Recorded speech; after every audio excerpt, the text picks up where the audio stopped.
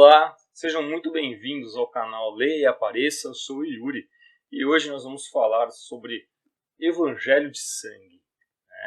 Aí você pode estar dizendo, mas o que isso tem a ver com o título ou chamada do vídeo que está lá, Inferno, né? Lúcifer? Pois é, para a gente poder ter um entendimento melhor sobre esse livro, gente, gostei demais do livro, eu achei que é um livro sensacional, só pela capa vocês já percebem, né? Que é a continuação do Hellraiser, ok? Ele é a continuação porque ele segue aqui a mesma temática, né? Tem alguns personagens iguais, mas os personagens humanos são diferentes, ok? O que nós entendemos, né, sobre o inferno? Todos nós, ou pelo menos a maior parte de nós, né, nós estamos imersos numa tradição judaico-cristã, não é? Então, por mais que você não seja cristão, você não é judeu, você não é cristão, você não é muçulmano, você pode ser ateu ou você pode ser budista, enfim, mas você, querendo ou não, você vive em uma sociedade que foi moldada pelos valores judaico-cristãos. Não é? Então, quando nós falamos de inferno, o que é o inferno? O que seria o inferno? Pois se nós formos olhar para a Bíblia Sagrada, ela não nos fala muita coisa sobre o inferno. Na verdade, o que a Bíblia nos revela, ela vai chamar o inferno de lago de fogo e enxofre, não é? É um local de perdição eterna. Pessoal, existem mais de 2.000 vertentes de igrejas, de tradições cristãs. Ok? Então, obviamente que existe muita dissensão, existe muita briga entre elas, né? E o inferno, até por não ser tão definido assim nas escrituras, isso daí gera muita polêmica, né? Gera muita briga. Por exemplo, os testemunhas de Jeová, eles têm uma visão do inferno, que é uma visão diferente do protestante tradicional, né? Que é uma visão diferente do católico. O católico e o protestante tradicional têm uma visão muito próxima do inferno, né? Mas o testemunho de Jeová, por exemplo, não. Eles não acreditam que a alma humana vá para o inferno, para um sofrimento eterno. Não. Até porque a Bíblia diz que o inferno ele foi criado para o diabo e seus anjos. Então aí começam todas essas diversas brigas e dissensões dentro desse ramo, né? Se a gente for imaginar bem, embora na Bíblia não fale explicitamente sobre como que é o inferno, a gente pode ter alguns indícios. De que forma? Por exemplo, quando a gente vai dar uma olhada lá no livro de João 19:11, lá diz o seguinte, Jesus dizendo que maior pecado comete aqueles que o entregaram. Então, se você tem a ideia de maior pecado, a gente pode associar com a ideia de maior punição. Não é? Se existe maior punição ou menor punição, significa que você teria o quê? Níveis no inferno. E aí a gente vai olhar então no inferno de Dante. O inferno de Dante ele vai trazer 9 círculos concêntricos, né? Que são 9 camadas do inferno e 9 camadas do céu. A Bíblia nos traz 3 camadas no céu, né? Até o terceiro céu, né? Lá em 2 Coríntios, né, Paulo começa a narrar a história de um conhecido dele que foi arrebatado ao terceiro céu. Então a Bíblia não fala de camadas do inferno, mas fala de camadas, níveis do céu. Né? Então, por analogia, a gente pode imaginar que sim, exista camadas ou níveis do inferno, até pela perspectiva bíblica mesmo. Né? Não seria nenhuma incoerência a gente fazer esse tipo de relação. Né? No livro sagrado do Alcorão, por exemplo, né, o Corão ele traz 7 níveis diferentes de inferno, onde cada um vai ter uma punição diferente. E você vai ter lá no inferno de Dante, no inferno de Dante você tem 9 níveis de inferno, 9 níveis de céu. O inferno de Dante, né, narrado aqui na Divina Comédia, no inferno, esse livro aqui também, ele é um livro que você precisa lê-lo, precisa ter conhecimento dele, ele vai te trazer um aporte cultural bem interessante, né? Claro que isso aqui é uma visão que nós estamos falando de uma Europa medieval, né? Então todas as vezes que a gente olha para esse tipo de narrativa, a gente tem que tomar um certo cuidado para não cairmos num anacronismo, que é é fatal disso acontecer, na verdade, né? Que é olhar o passado com o olhar de hoje, né? Com os nossos olhos de hoje, a gente tentar analisar o passado. Isso daí sempre vai dar ruim, né? Nunca nós vamos atingir o que o autor chegou perto de querer falar.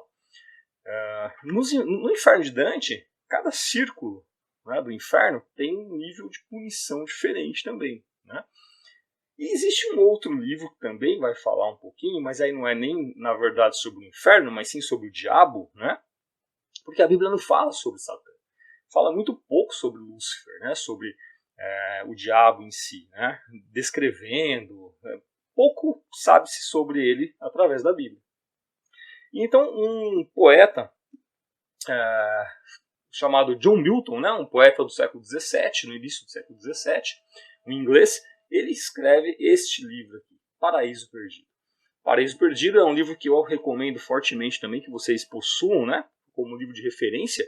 Ele, por exemplo, é o livro que foi utilizado como referência, ou pelo menos ele é bastante citado, né? Em livros do Piper, como O Demonologista, Os Condenados, né? Então, quando você lê esse tipo de livro, você vê muita citação do John Milton, né? Então, o que o Milton vai falar? O Milton ele vai tentar preencher as lacunas bíblicas. Então, se a gente pegar, por exemplo, em Gênesis, é tudo muito vago, né? Não é tudo descritivo, não é um método científico, né? É muito vago. Então, o que Milton faz? Ele vem preencher, ou tentar preencher, esse buraco, né, esse gap deixado na Bíblia. Então ele vai trazer, do ponto de vista dele, quem é Satã, quem é Deus, né, os anjos, Adão e Eva.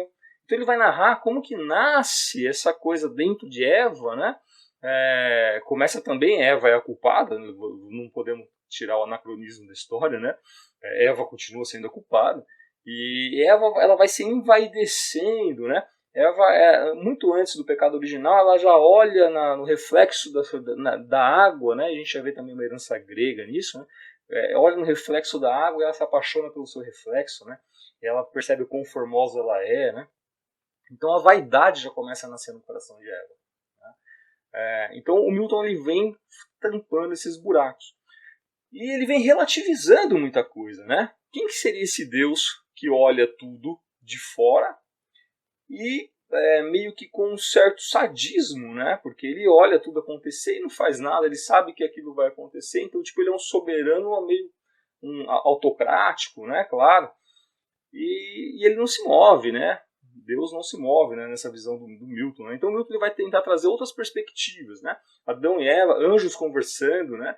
Os diálogos entre os anjos. Então você vai ter, por exemplo, Satã, né? Satã ficando realmente bravo porque ele se rebela contra Deus e quando ele consegue ele atrai 1/3 dos anjos do céu com ele e ele tem lá o inferno onde ele tem, enfim, todos os seus servos, né? Que esse é 1/3 de anjos que o consideram como comandante, então ele consegue o trono que ele queria, né? Só que de um outro jeito. Só que aí ele percebe que, na verdade, ele não tem tanta autonomia quanto ele queria ter. E aí ele percebe que, na verdade, ele continua ficando sob comando de Deus. E isso vai deixando ele chateado também e tal, e aí ele vai discutindo esse tipo de coisa, né? Como Martinho Lutero colocou, né? Martinho Lutero tem uma frase que ele diz assim: o diabo é um cão na coleira de Deus. Né? Interessante a frase de Lutero. E o Milton ele vai abordar essa ideia, né? Trazer essa ideia de uma forma bem interessante, né? Preenchendo essas lacunas bíblicas todas, né? Então agora a gente tem agora condições de olhar esse cara aqui, ó, o Evangelho de Sangue, de uma outra perspectiva. Que seria o quê? O que é tão interessante no Evangelho de Sangue? O que eu achei muito interessante foi justamente a visão do inferno que o livro traz, né? O Clive Barker ele faz uma descrição do inferno que é diferente de tudo isso que nós viemos falando até agora. Uma descrição de Lúcifer diferente dessa que é colocado, por exemplo, no livro aqui do Paraíso Perdido do Milton. Tá? Então é claro que ele bebe de todas essas fontes, né? Mas ele consegue trazer uma visão do inferno muito diferente. Então, né, aqui neste livro, vai narrar a história do Harry, né? Quem que é o Harry? O Harry ele é um policial que ele vê o parceiro dele ser morto por um demônio. E aí ele surta, ele acaba, ninguém acredita nele, no que aconteceu, ele acaba se afastando da polícia, né? Ele acaba saindo, sendo exonerado da polícia, ele fica fazendo um tratamento psiquiátrico, né?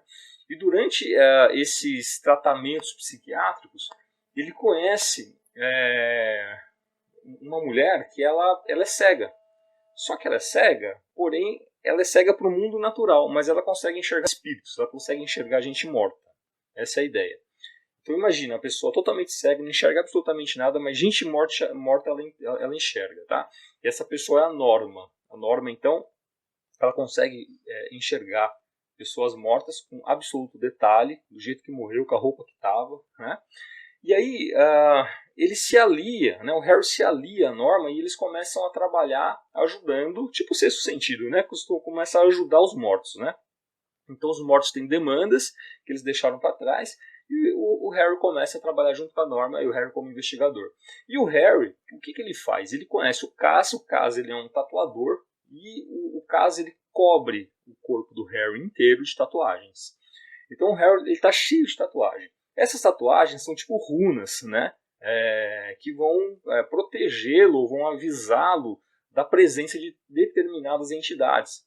Então se aparece um determinado fantasminha lá, uma runa dele lá, uma tatuagem brilha, formiga, brilha, dói, né? Então de acordo com a manifestação da tatuagem em seu corpo, ele consegue detectar um tipo de um radar de coisa ruim aí aparecendo, né? E ele vai trabalhando junto com a Norma, né? Bom, nesse meio termo, aí eu diria que o Evangelho de Sangue, eu diria que ele é a saga do Pinhead, né? O que é o Pinhead? Não, o Pinhead, né? O Pinhead é esse personagem, né? Esse cenobita aqui, né? É o mesmo do Hellraiser, né? E nesse caso aqui, o que ele faz? O Pinhead ele começa a agir pelas costas dos outros sacerdotes da Irmandade que ele faz parte no inferno. Então ele começa, ele vai para a Terra e ele começa a matar, ele persegue e mata todos os principais magos do planeta Terra. Humanos, magos, né? Pessoas que detêm algum conhecimento, alguma magia, algum pergaminho antigo. Normalmente são pessoas muito ricas, né? Ocultistas, né? E ele vai atrás exatamente desses pergaminhos e agindo pelas costas do inferno. Tá? Então, assim, essa saga do Pinhead é muito interessante, né? São histórias paralelas, né?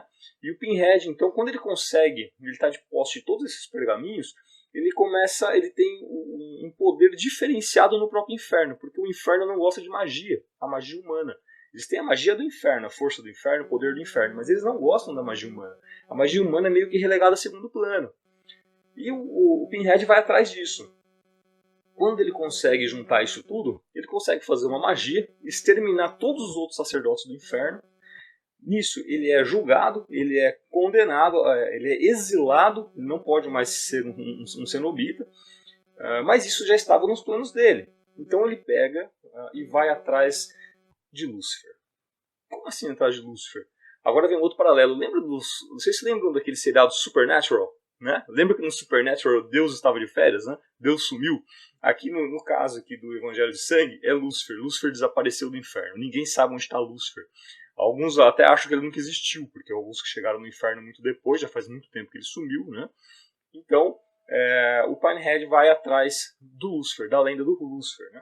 Então ele vai nessa saga toda. O Pinhead está tentando se tornar o novo Senhor do Inferno, né? Então o que ele faz?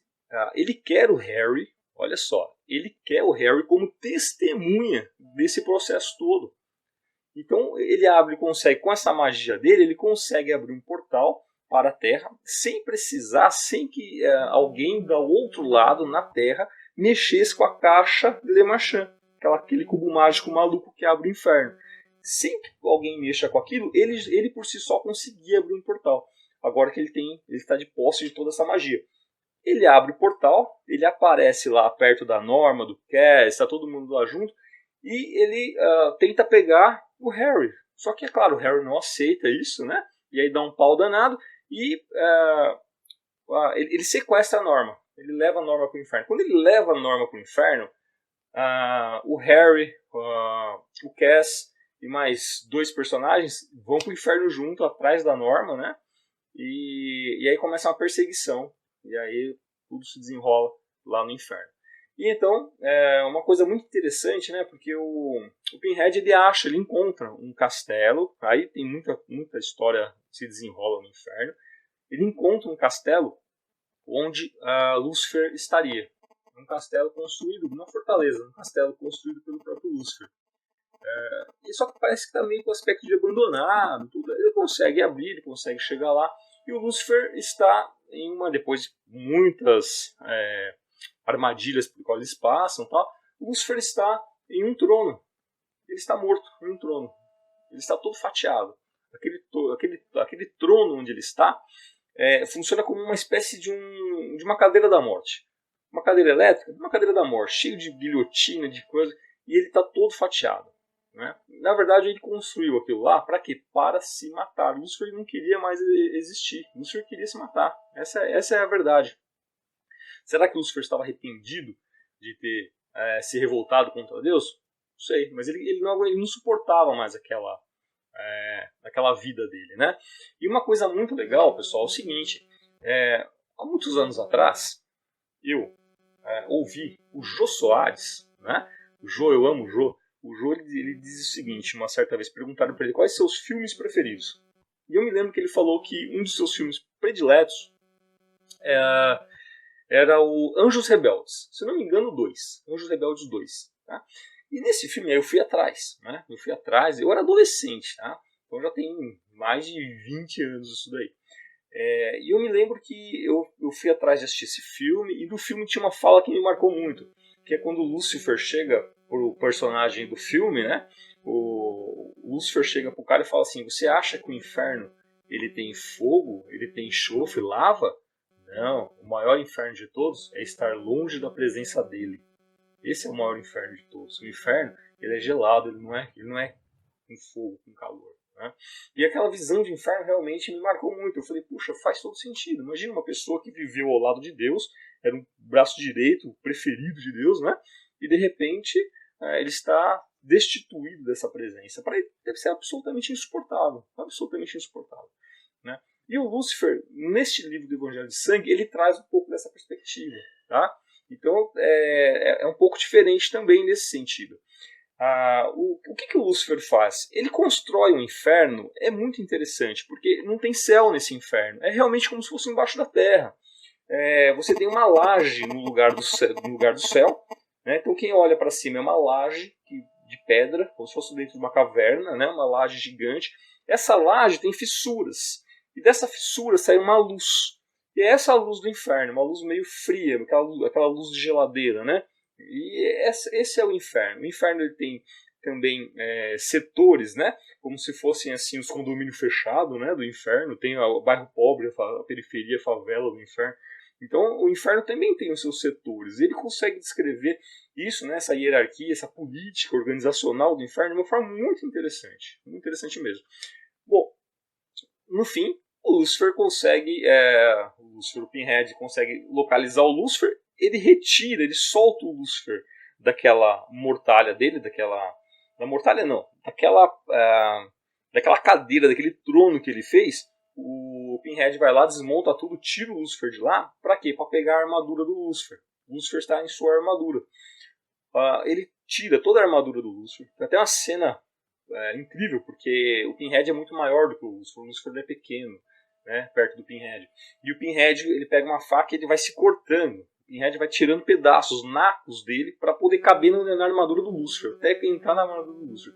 Ele faz isso, ele pega a armadura do Lúcifer, e aí ele consegue então acabar com seus adversários do inferno que estavam indo atrás dele, né? Porque afinal ele era um rebelde fugitivo.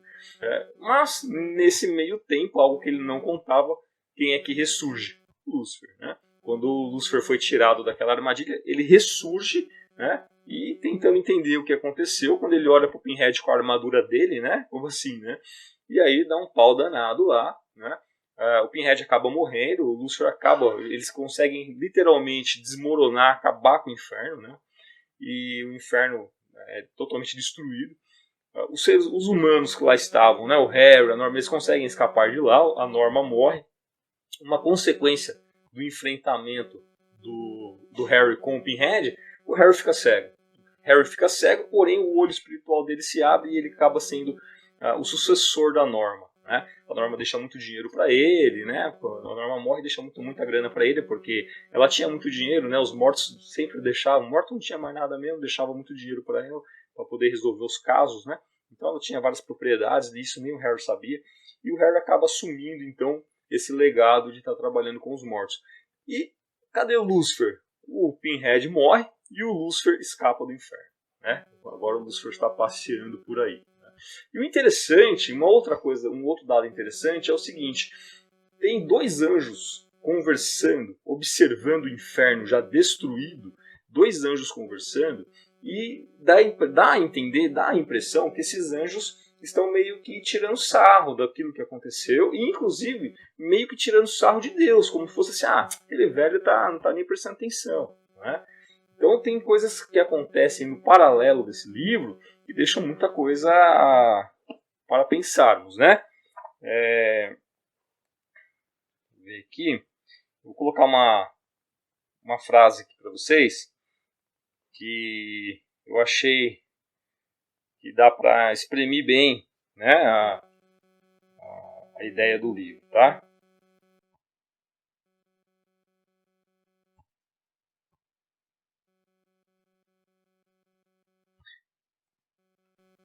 Vamos lá. Aqui então, pegando aqui diretamente do Evangelho de Sangue, temos aqui o seguinte, olha só. Antes de cada capítulo, tem uma página assim, ó, com uma citação, tá? Então, tem citação até do Benjamin Franklin, tá? E aqui nós temos uma da Anatole France, que diz assim, ó: nunca ouvimos a versão do diabo da história. Deus escreveu o livro inteiro. Olha só como é que começa o capítulo intitulado Estrela Caída. Né? Então, é um livro muito legal, é um livro que dá muito pano para manga, dá para discutir muita teologia com ele, dá para discutir. A gente, depois de ler e de estudar esse tipo de literatura, você vai perceber que os filmes que a gente assiste, né, tem um lastro em muitos deles, e os que não tem acabam ficando até meio insípidos. Né? Então é isso que eu tinha para compartilhar com vocês. Não se esqueçam aí de se inscrever no canal, deixa o joinha de vocês, tá ok? Assina o sininho, ativa o sininho que a próxima vez que tiver alguma coisa vocês vão receber o comunicado, tá bom? Muito obrigado e até a próxima.